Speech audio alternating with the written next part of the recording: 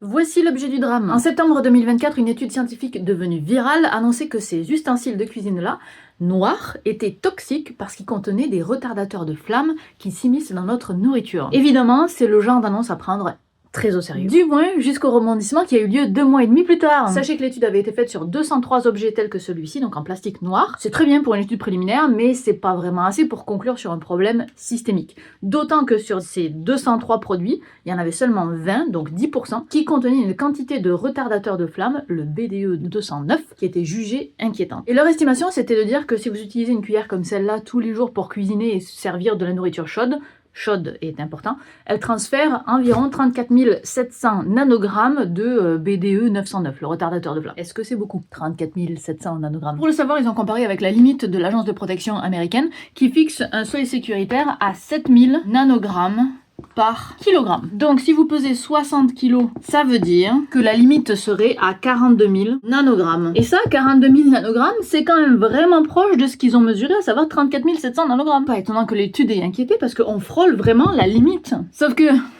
vous avez fait le calcul de 60 fois 7000? Ça fait pas 42 000.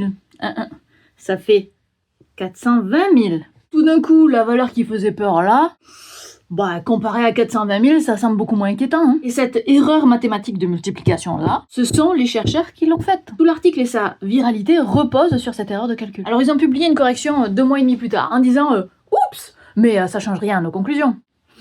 Moi je trouve ça change un peu les conclusions quand même. Et il se trouve que depuis cette affaire, le journal dans lequel l'article avait été publié a été supprimé des index scientifiques. Ça veut dire qu'il a perdu toute crédibilité et qu'il n'y a plus aucun chercheur qui va vouloir publier dans ce journal. C'est la mort du journal. Il faut dire que ne pas repérer ce genre d'erreur, niveau primaire, ça démontre qu'il y a une faille réellement dans le processus de relecture. Et en plus de ça, ce journal-là a aussi retiré 8 autres articles dans le même mois et a publié 60 expressions de préoccupation. Ça, c'est quand les articles sont un peu bancals. En 9 mois. Ça nous fait beaucoup de drapeaux rouges pour enterrer cette fameuse étude. Alors qu'est-ce qu'on en fait de nos ustensiles de plastique noirs? C'est hyper difficile de répondre à cette question, en tout cas sur la base de cet article-là. Ce qu'on sait, c'est que le plastique, qu'il soit noir ou pas d'ailleurs, est très étudié en ce moment pour sa tendance à relâcher des composés chimiques dans notre nourriture et donc qu'on les ingère derrière. Si on veut être le plus sécuritaire possible, mais qu'on veut pas non plus jeter tous nos ustensiles de plastique parce qu'on les a achetés puis ça fait de la pollution, blablabla, le mieux c'est en tout cas de pas utiliser des outils de plastique abîmés, par exemple, genre celui-là, on évite, hein. Et surtout de pas les utiliser à haute température,